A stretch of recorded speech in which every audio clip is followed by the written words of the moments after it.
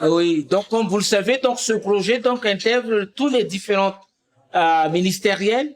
Et là, donc l'élevage, il y a l'environnement et le ministère de la Santé.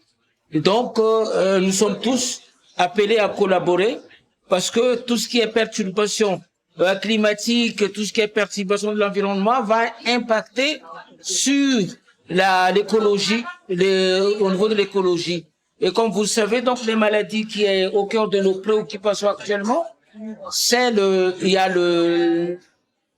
fièvre de la vallée du Rift, dont le vecteur, comme vous le savez, donc ce sont des moustiques, et les moustiques, donc c'est lié directement à tout ce qui est entré avec l'environnement. Donc, comme c'est une maladie appelée zoonotique, maladie animale, donc qui est transmise donc à l'homme, d'où l'implication du ministère de la Santé. Donc là-dessus, on va se partager les tâches. Ce que l'environnement donc va sensibiliser la population à ce que de ne pas, comme d'habitude, de ne pas toucher trop à l'environnement pour ne pas perturber tout ce qui est en train avec l'écologie. Et nous, on revient derrière par rapport à la mobilisation de la population à faire la déclaration des maladies. Et donc on va travailler avec la population locale qui sont détenteurs des animaux, qui vont aviser donc les vétérinaires, les spécialistes pour pouvoir diagnostiquer la maladie. Est-ce que c'est une suspicion de la maladie en question, fièvre de la vallée du Rift ou bien autre maladie? On a besoin de cette collaboration sans la déclaration des éleveurs. Donc les vétérinaires, les techniciens sur place donc ont du mal à connaître donc où se trouve la maladie au niveau des animaux. Voilà un peu. Une fois que c'est diagnostiqué, c'est posé, après on fera tous les dispositions. Si l'animal est mort, on fera le prélèvement, on fait l'acheminement au niveau de laboratoire, et le résultat donc va être partagé donc au niveau de toute instance.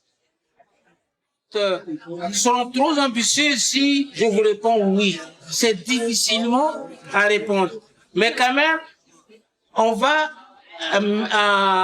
mettre tous nos efforts à ce que pour atteindre le maximum de résultats. Actuellement, donc, nous avons avec la coopération avec le projet qui est lancé aujourd'hui, et tout ça, donc, ça va nous mobiliser. Donc, à faire la sensibilisation à ce que la population fasse en premier lieu donc la vaccination des animaux, tous les détenteurs, que ce soit des animaux domestiques surtout. Donc, ça part de là, parce que si les détenteurs d'animaux donc ne fait pas vacciner même à titre gratuit les animaux, donc la race continue toujours à circuler. Ça, c'est d'un. De deux aussi, avec la mobilisation de toutes les collectivités. Moi, je parle au niveau des communes. Est-ce qu'il y a une prise de responsabilité de telle sorte que il faut maîtriser la circulation des animaux. Il faut qu'il y ait une réglementation au niveau local à obliger la population à le faire vacciner. Donc tout ça, donc on peut pas réglementer au niveau national, mais c'est quelque chose qui pourra se faire au niveau local.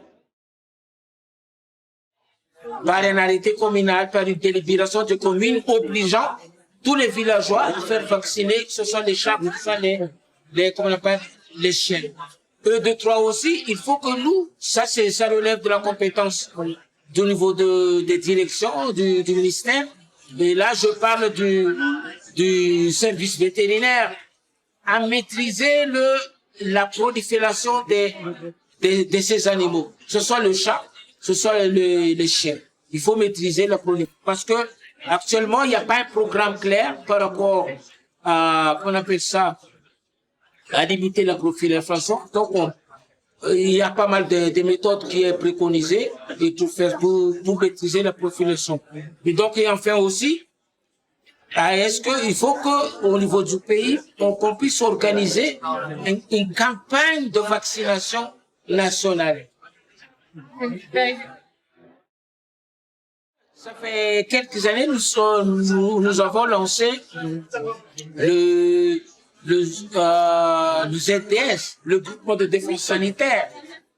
Donc, le gouvernemental qui implique donc les éleveurs, qui a comment on appelle ça, la participation des docteurs vétérinaires qui est responsable de la zone. Et tout ça, donc, c'est un dispositif qui est en place, qui est déjà réglementé. Mais c'est ce qui reste à faire, c'est la mise en œuvre. Et le problème, si on trouvera le moyen pour le faire fonctionner, et c'est ça ce qui fait fi actuellement, c'est que tous ces groupements de défense n'ont pas un dispositif pour le financement des groupements. Donc ça pose problème.